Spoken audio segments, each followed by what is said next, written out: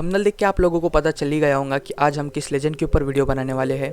करोड़ों लोगों की इंस्पिरेशन, कई लोग इन्हें अपना बिजनेस फील्ड में अपना आइडल भी मानते हैं। सबसे बड़े दानकर्ता, इंडियाज़ लीडिंग बिजनेस आइकॉन और इंडस्ट्रियलिस्ट रतन टाटा, जिनको पूरी दुनिया में कोई हेट नहीं कर सकता। तो स्वागत है आपका इस सीरीज़ के एपिसोड नंबर 2 में, जहां हम सक्सेसफुल लोगों की शॉर्ट स्टोरी और स्ट्रगल के बारे में बताते हैं। So without wasting any time, let's start this.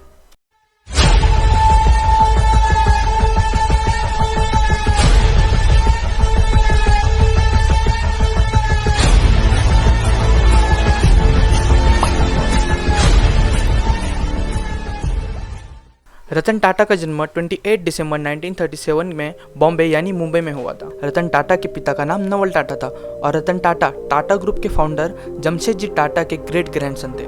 लेकिन ये जैसा आपको सुनने में लगता है वैसा बिल्कुल भी नहीं है। रतन टाटा के पिता का नाम नवल टाटा था और सुनी टाटा उनकी माँ थी। और रतन टाटा के पिताजी को यानी कि नवल टाटा को टाटा ग्रुप के फाउंडर जमशेदजी टाटा के बेटे रतनजी टाटा और बहू नवाज़बाई ने अनाथालय से गोद लिया था। लगता है मैंने आपको कंफ्यूज कर दिया है, लेकिन सिंपली वे मैं आपको बताता हूँ कि रतन टाटा जी के जो पिता थे उन्हें गोद लिया गया था।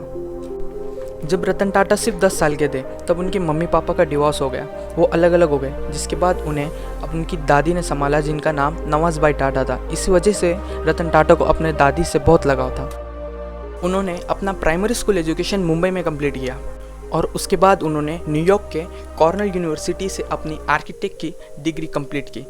पैसों की कमी के कारण उन्होंने न्यूयॉर्क में किसी होटल में बर्तन तक मांजे, लेकिन किस्मत को तो कुछ और ही मंजूर था। उस दौरान उनकी दादी की तबीयत खराब हो चुकी थी और फिर वो इंडिया चले गए।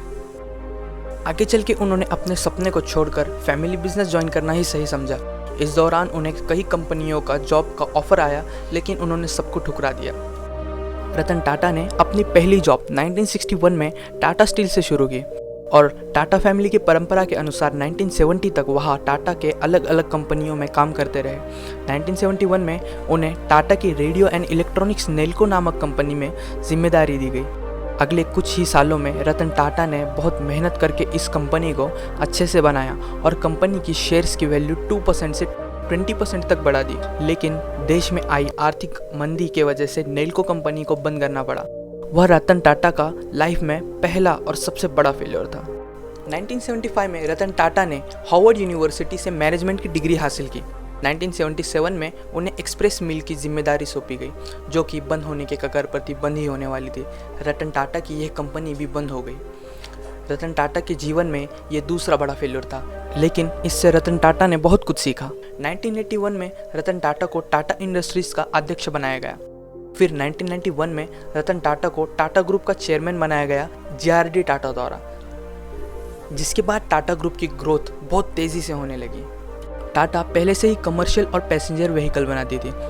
आम इंडियन का कार का सपना पूरा करने के लिए रतन टाटा ने 30 दिसंबर 1988 में अपना ड्रीम प्रोजेक्ट इंडिका लॉन्च की, जो कि पूरी तरह से इंडिया में ही बनी थी। लेकिन न्यूज़ वालों ने उसे बहुत बुरी तरह से क्रिटिसाइज़ किया, बहुत बुरा कहा। उसके बाद टाटा के सेल्स बहुत नीचे गिरने लगे। टाटा इंडिका को मार्केट से अच्छा रिस्पांस नहीं मिला। टाटा इंडिका बहुत बुरी फ्लॉप हो गई और टाटा मोटर्स को बहुत नुकसान हुआ। उसके बाद कुछ करीबी लोगों ने और इन्वेस्टर्स ने रतन टाटा को आइडिया दिया कि वो अपनी कंपनी को सेल कर दे, उसे बेच दे। और फिर रतन टाटा अपनी कंपनी को बेचने के लिए अमेरिका गए फोर्ड कंपनी के हेडक्वार्टर्स में। वहाँ फोर्ड कंपनी के चेयरमैन बिल फोर्ड ने बातों बातों में ही कहा कि हम आपकी कंपनी खरीदकर आप पर एहसान कर रहे हैं। और उनमें से किसी एक ने कहा कि जब आपको कार बनाना नहीं आता तो आपने कार बनाई क्यों, इतना पैसा लगाया क्यों। और रतन टाटा का बहुत अपमान किया और ये बात रतन टाटा के दिल पे लगी।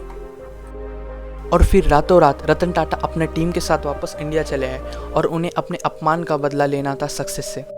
वापस जाकर रतन टाटा ने बहुत मेहनत की, अपना पूरा ध्यान टाटा मोटर्स पर डाला, सालों तक काम किया और रिसर्च करने के बाद रतन टाटा ने अपने ड्रीम प्रोजेक्ट इंडिका का वर्जन 2 लॉन्च किया, EV2 करके। कुछ सालों बाद रतन टाटा के बिजनेस फिर से ग्रो करने लगा और बहुत प्रॉफिटेबल साबित हुआ। और दूसरी तरफ फोर्ड कंपनी अपनी जैगुआर और रेंज रोवर की वजह से घाटा झेल रही थी और 2008 तक बंद होने के कगार पर पहुंच गई। लेकिन फिर रतन टाटा ने बिल फोर्ड के सामने उनके लग्जरियस कार ब्रांड जैगुआर और रेंज रोवर खरीदने की बात की, जिसे बिल फोर्ड ने बिल्कुल एक्सेप्ट कर लिया। बिल फोर्ड बिल्कुल उसी तरह अपने पार्टनर के साथ टाटा ग्रुप के हेडक्वार्टर पहुंचे, उसी तरह जैसे रतन टाटा पहुंचे थे फोर्ड के हेडक्वार्टर्स में। और फिर रतन टाटा ने 2008 में जैगुआर और रेंज रोवर को 2.3 बिलियन में खरीद लिया, लेकिन फोर्ड कंपनी को बिल्कुल अपमान नहीं किया। आज लैंड रोवर और जैगुआर टाटा ग्रुप के साथ अच्छे मुनाफा में चल रही है। रतन टाटा चाहते तो बिल फोर्ड का उसी तरह अपमान कर सकते थे, लेकिन रतन टाटा ने ऐसा नहीं किया, क्योंकि यही तो सफल, सक्सेसफुल, ग्लोरियस इंसान की निशानी होती है। और ये तो कुछ भी नहीं, सर रतन टाटा ने सन 2000 में टेटली कंपनी को 431.3 मिलियन डॉलर्स में खरीद लिया। और उसके बाद सन 2004 में रतन टाटा जी ने साउथ कोरिया के डेवो नामक कंपनी को 102 मिलियन डॉलर्स में खरीद लिया, जो कि ट्रक का निर्माण करती थी। सन 2007 में रतन टाटा ने कोरस ग्रुप को खरीदा और उसका नाम बाद में टाटा स्टील ग्रुप कर दिया गया। सन 2008 में रतन टाटा ने नैनो कार बनाई, जो कि सिर्फ 1 लाख रुपए की थी, जिसको स्टार्टिंग में बहुत अच्छा रिस्पॉन्स मिला, लेकिन बाद में एक सस्ती गाड़ी, एक चीप गाड़ी, एक ऐसी इसकी इमेज बन गई और फिर ये भी फ्लॉप हो गई। अब मैं आपको सर रतन टाटा के बारे में कुछ फैक्ट्स बताता हूँ। 28 दिसंबर 2010 में रतन टाटा 75 साल की उम्र में टाटा ग्रुप के चेयरमैन पद से इस्तीफा दे दिया। रतन टाटा ने अपने 21 साल की उम्र में कंपनी का रेवेन्यू 40 गुना और प्रॉफिट 50 गुना बढ़ा दिया। टाटा ग्रुप की 100 से ज़्यादा कंपनियाँ हैं, 150 से ज़्यादा देशों में ये काम करती है और 8 लाख से ज़्यादा एम्प्लॉयज़ इनकी कंपनी में काम करते हैं। रतन टाटा को बहुत सारे पुरस्कारों से नवाजा गया है। साल 2000 में पद्म भूषण, साल 2008 में पद्म विभूषण।